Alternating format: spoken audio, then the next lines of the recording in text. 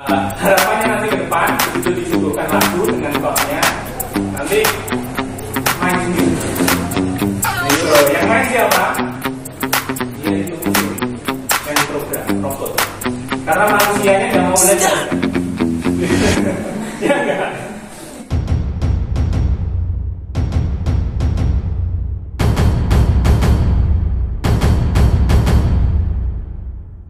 Jadi yang kita bahas hari ini saya presentasikan dalam waktu yang cukup singkat, yaitu berkaitan dengan alam semesta dan akustika dari Salsano. Sudah semoga nanti tergerak kemudian belajar. Ya oke, seperti itu. Jadi zaman sekarang teman-teman mungkin sudah terbiasa pakai HP ya kan? Sedikit HP, sedikit HP. Nah nanti teman-teman bisa juga eksplor itu ya, HP itu bahkan bukan hanya sekedar untuk chat, bukan sekedar untuk browsing, tapi bisa untuk aplikasi ya, bisa untuk bikin program juga bisa kita untuk depannya. Oke, saya lanjut. Nah kecerdasan mesin dulu itu kalau teman-teman perhatikan ya seperti robot itu yang kaku gitu ya, karena dia memanfaatkan coding yang untuk gerakan mekanik. Ya, diperintah sesuai dengan kodenya. Tapi semakin zamannya maju, ini tahun ya 1990 itu mulai berkembang mesin kecerdasan ya, yang bisa belajar sendiri. Jadi bukan hanya diperintah, tapi dia juga bisa memproses input yang masuk ke dirinya. Mesinnya semakin cerdas. Berikutnya ada deep learning, ini pembelajarannya juga semakin canggih lagi, bahwa kecerdasan buatan itu semakin canggih. Kalau teman-teman sudah pernah mendengar zaman sekarang itu ada ChatGPT, pernah itu nggak? Belum ya? Nanti cari aja ChatGPT, nanti berarti akan teman-teman mungkin akan bisa menjawab pertanyaan dari guru dengan sangat mudah. Ya kan? Tapi itu tidak saya sarankan ya, teman-teman harus belajar ya. Oke, ini perkembangan dari kecerdasan, sehingga mesin sekarang itu semakin cerdas dan banyak belajar. Itu diakibatkan oleh apa ini? Perkembangan teknologi ya, perkembangan teknologi. Semakin kita angkatnya semakin banyak, berarti itu kreativitas juga muncul dan kemudian teknologi juga semakin maju. Nah, sekarang kita kaitkan dengan teknologi untuk Salsano. Kalau Bapak, Ibu, kemudian adik-adik lihat ini Salsano ada berapa gawai? Ada berapa senat? Berarti ini kayaknya belum pernah menyentuh gawai Salsano semuanya. Bu, kayaknya di BP harus ada Salsano. Belum. Saya kasih masukan mungkin perlu. Karena ini kasana budaya yang sangat rotik.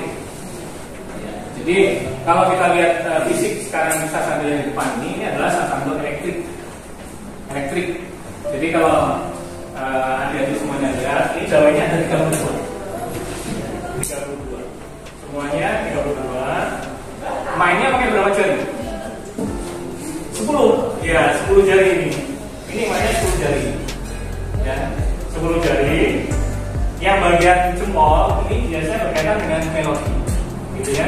Kemudian bagian yang kiri belakang ini, yang kiri ini bass, kemudian bagian kanan itu rhythm. Tapi di sini melodi. Ini posisinya aja. Jadi sebenarnya, nah ini posisi. Ini Salsano posisinya seperti ini. Nah, ini melodi, ya. Ini rhythm. Di sini bass. Ya. Ini suaranya gem-gemnya bass. Ya. Yang di sini mengiring rhythmnya. Sini melodi, gitu ya. Jadi ada 32 gawai. Ini nggak bisa, saya nggak bisa main. Nah, begitu ya. Nah, kalau kita perhatikan sini kenapa disebut elektrik, karena ini tidak lagi pakai ya daunnya. Kalau ada ini di sini, nah ini gambarnya ya. Salsano yang tradisional seperti ini. Ya, ini ada gawainya yang melingkar di sini, kemudian ini daun ini untuk resonatornya, untuk supaya suaranya itu menggema, gitu ya, menggema. Jadi asli mungkin dari rotnya seperti ini. Ya, ini pengikatnya atau tem gitu. Terus kemudian ini gaweni. Ketika dimainkan, suaranya sepenuhnya tergantung dari ruang resonansi. Kalau orang sudah agak jauh, nggak kedengaran lagi, gitu ya. Sehingga kalau memainkan yang tradisional itu paling enak itu kondisi yang memang tenang di tengah kebun atau di rumah, di aula dan sebagainya. Karena begitu sudah di pinggir jalan, kalah dengan suara motor, gitu kan ya? Iya. Nah, untuk mengantisipasi itu supaya ini bisa juga ditampilkan di konser-konser begitu, maka kemudian ini keluarga dari Rote juga, ya, Edon Sasando namanya. Edon itu menciptakanlah ini, ya, Sasando elektrik. Bedanya apa?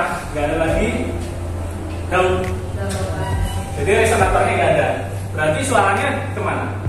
Getaran ini, gaweni, itu nanti akan diterima oleh sensor di sini.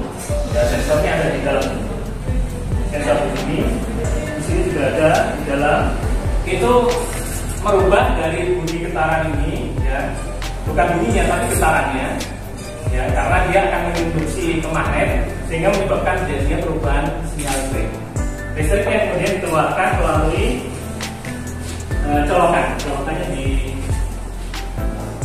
ini colokan ada di sini, ya. Ini ada colokan. Ini ada colokan, nanti dibawa ke sound system gitu. Jadi tidak lagi menggunakan resonator lagi untuk memperkuat suaranya, tapi sudah masuk ke sound system. Kalau sound system kan tinggal dikuatkan, ya. Mau suaranya sasadunya sekencang apa itu tinggal atur aja. Dan ini juga sudah ada pengaturnya, jadi di sini sudah dilengkapi dengan equalizer-nya.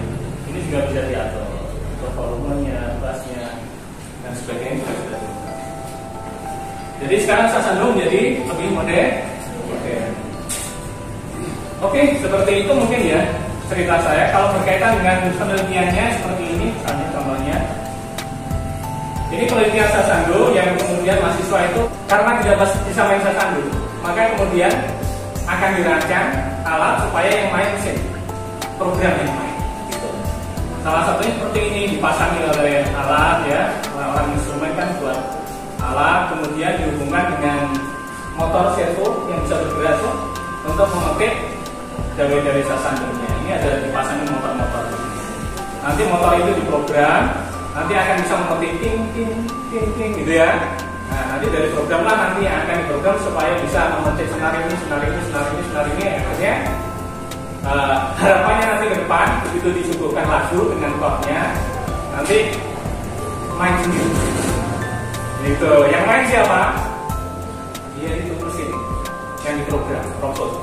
Karena manusianya nggak mau belajar. Ya enggak? Iya, manusianya nggak mau belajar gitu. Jadi ya mesin akhirnya. Gitu, ya. Tapi harapan saya kalau BPA punya satu, kemudian nanti dikhususkan, banyak loh sekarang yang di Edon Sasando itu yang kalau dua itu sering keluar negeri mewakili NTT. Kenapa? Karena untuk eksibisi musik atau mewakili budaya antar provinsi itu selalu di sini itu Sasando. Nah, begitu Sasando permintaan dari provinsi pasti ngirim orang-orang yang sudah bisa Sasando. Nah, anak-anak lulusan yang di Kota Kupang itu diambil, dibawalah ke Jakarta, kadang-kadang dibawa ke Singapura, dibawa ke Thailand, bahkan sampai ke Jepang gitu. Mungkin dari keluarga itu juga ada ya, dari Pak Hans kan punya anak. Iya, ya itu kan sudah keluar negeri juga, ke Australia. Ya, itu dulu kan khususnya di Edon Sasando di Papua. Nah, harapannya ibu mungkin bisa bawa lagi ke tanah kelahiran supaya Sasando hidup lagi bisa dari anak-anak. Kalau orang tua sudah tangannya kaku semua. Begitu. Oke, baik gitu. Ini konfigurasi gawainya tadi yang 32. Tapi kalau yang asli hanya 8, ada 16, ada 10 ada, ya, nggak sebanyak ini. Karena ini banyak disebut Sasando biola. Ya, ada tiga pembagian itu, rhythm, bass, melodi. Kalau yang hanya 10 kan melodi juga. Oke, baik. Itu kemudian penelitian, beberapa penelitian berkaitan dengan Sasando seperti ini. Ini mahasiswa ya yang meneliti, kemudian pakai HP juga itu untuk mendeteksinya ya. Kemudian ini adalah penelitian berkaitan dengan kecerahan langit seperti ini. Ya, kalau semakin gelap semakin bagus. Ya, ini diteliti nih. Ini dari jam 6 sore, 6.30 sore sampai pagi, 6 pagi itu ternyata intensitas kecerahan langit itu cukup stabil karena pada saat itu 4 hari sebelum purnama, berarti bulan dalam kondisi dasar bulan. Kayak begitu bulan sudah tenggelam, kita bisa lihat ini naik. Ya, bulan naik, baru kemudian begitu matahari terbit langsung turun. Gitu. Artinya bahwa semakin tinggi nilainya sebenarnya semakin bagus. Kalau ibu bapak ada dilihat di sini, semakin 23 ini semakin gelap.